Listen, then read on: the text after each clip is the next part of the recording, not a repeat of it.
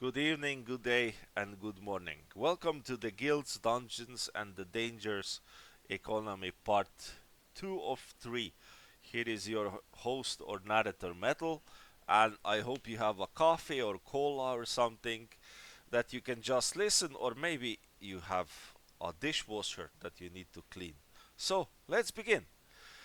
The Adventure Guild exists because the 17 worlds are dangerous, but the guild only makes sense once you understand what the dungeons and gates are doing to the civilizations.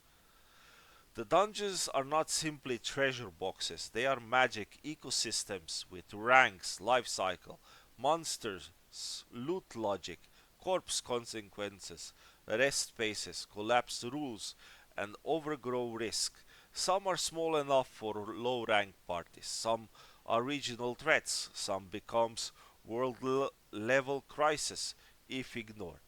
Gates and dungeons tend to appear near population zones rather than uselessly empty in the wilderness. That means the system creates pressure where civilization must respond.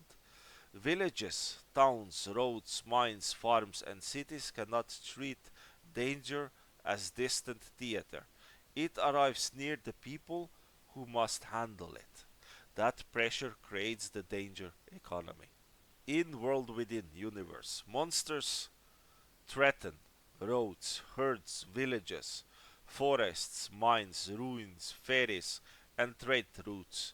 Adventurers kill the monsters, recover materials, harvest hides, horns, bones, crystals, organs, venoms, blood, and alchemy supplies.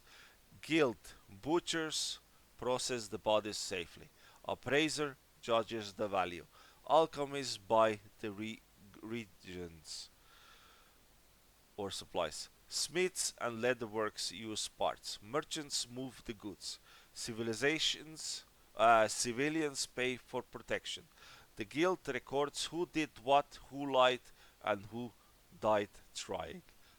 Kinda ironic. A monster corpse is not just a loot. It may be a food, leather poisoning, medicine, regent, curse risk, parasite risk, crystal source, or quarantine event. This is why butcher schools matter. A dungeon economy without the butcher discipline becomes a sickness with a price tag. A trained monster butcher learns edible versus toxic tissue, venom sac handling, acid organ removal, blood drainage, height preservation, bone sorting, parasite recognition, curse stained warning, cold storage, alchemy supply sample separation, and when to call a healer, priest, curse handler, or quarantine officer.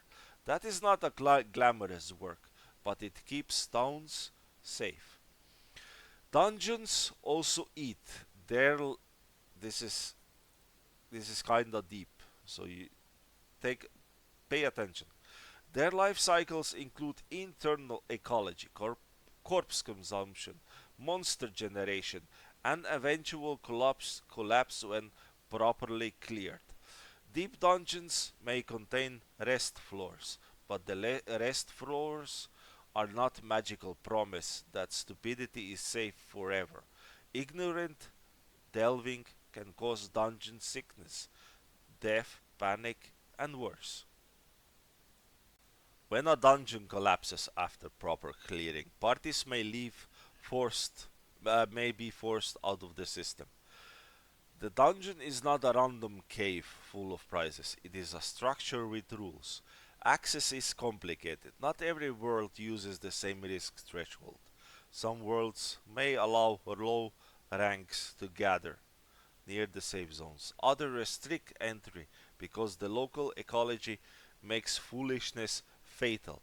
A C rank from gentle region may still be horrible, unprepared for Lustria, the living pressure. Rank is not an ego, it is a survival expectation. Gates add another layer. Gates are ranked from low danger to catastrophic. They can rupture if ignored. Parties need to correct need the correct composition.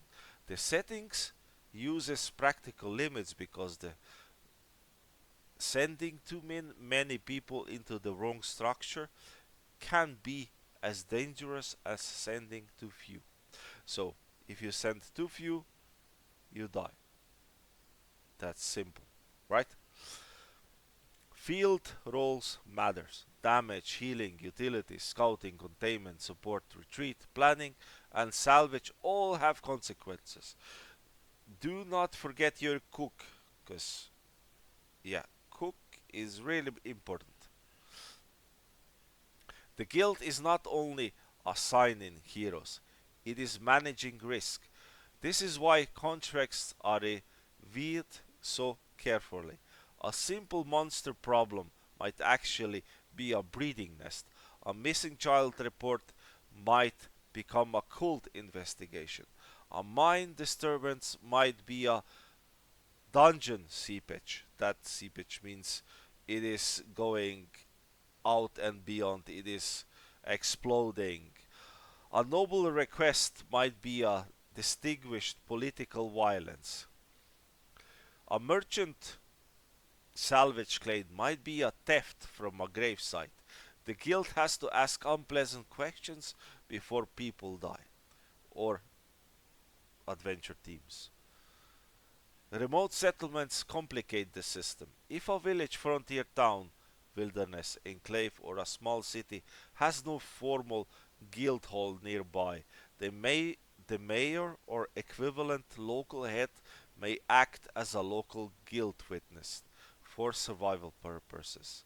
They may post monster warnings, record missing people, collect bounties, request adventure help, witness contracts, keep monster ledgers, organize emergency defense, and contact the nearest guild by courier. They may not raise official guild rank, issue full guild cards, certify high rank adventurers, override sanctions, approve major dungeon expeditions alone, concealed calamity signs, create private armies under guild language, or fake wider authority. This rule is practical. A village needs a bridge between civilians, adventurers, monsters, and survival. But a major does not become a full guild master just because the nearest guild hall, adventure hall, is really far away. Accepted monsters in this universe are another important part of these settings. In remote villages and dangerous frontiers, a helpful intelligence or semi-intelligence monster may genuinely protect the settlement. It may warn of danger, hunt threats, carry loads, guard roads, scout, or deter predators. Detect dungeon signs, protect children, retrieve bodies, or offer tribute because it wants belonging rather than predation. The guild does not automatically treat such as being as loot.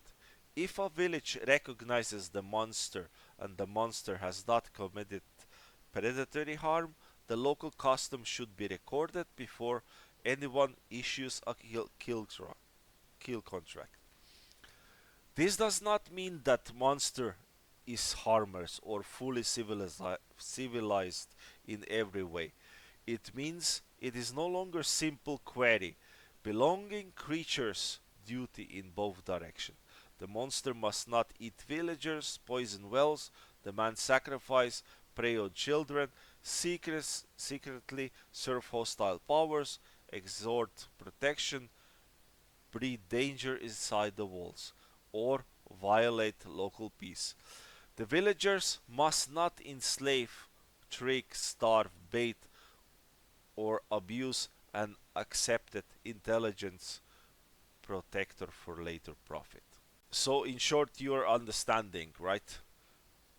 There might be in this universe monsters which come to your village, which is really, really, really far away in the wilderness, and this monster wants to be part of your group. So It protects you, it wants to be part of your group. So you have legal means to accept it, and it will not be killed. That means it can be a S plus monster, it can be a monster, it can be a rabbit. It all depends. Okay, let's continue. That kind of rule makes the world feel lived in. A settlement is not only humans versus monsters. Sometimes survival creates strange communities, as I just have explained. The danger economy also shapes ordinary profession. Healers near guild halls become essential. Alchemists depends on safe supply. Appraisers become legal witnesses. Mapmakers become public safety workers. Couriers carry warnings that may save regions. Blacksmiths repair gear from repeated field use. Inns around guild halls become information hubs, recovery spaces, and informal hiring grounds. But the guild itself remains the institution, not the tavern. The most important point is this: danger is not decoration. It is not decoration. Dungeons are not placed in the world merely to give adventurers something to do. They affect the roads, food, law, taxes, growth, local fear, monster ecology, medicine, trade, and politics. A neglected dungeon can spill into the countryside. A corrupt contract can kill civilians. A fake adventurer can become a criminal threat. A dead monster can become a valuable medicine or a plague event depending on the handling. That is why the adventure guild has to be serious. The guild does not remove danger, it organizes civilians' response to the danger. It turns panics into records, records into contracts, contracts into teams, teams into actions, action into salvage, salvage into economy, and casualty into memory. And cycle repeats. In the 17 worlds or world within, the danger economy is not a side feature. It is own one engine of history. This system also gives stories a natural economy of consequences. A low rank party may survive because the guild assigned them correctly. A high rank party may fail because they ignored certifications. A village may be safe because its acting guild witness kept honest records. A monster may be spared because somebody checked whenever it was accepted as protector of that village or city. A region may fall into crisis because a noble hit dungeon signs to protect reputation. The danger economy is not only about money, it is about information moving from fear to auction. Somebody sees tracks, somebody reports missing livestock, somebody records a pattern, somebody posts a contract, somebody tests a party, somebody teaches the next group what killed the last one. That chain is civilization fighting back against the chaos. Break enough links, and the monsters do not need to be smarter. Human stupidity will feed them. Thank you very much for listening to part 2, and next time I will be concluding with the part 3. See ya. Thanks.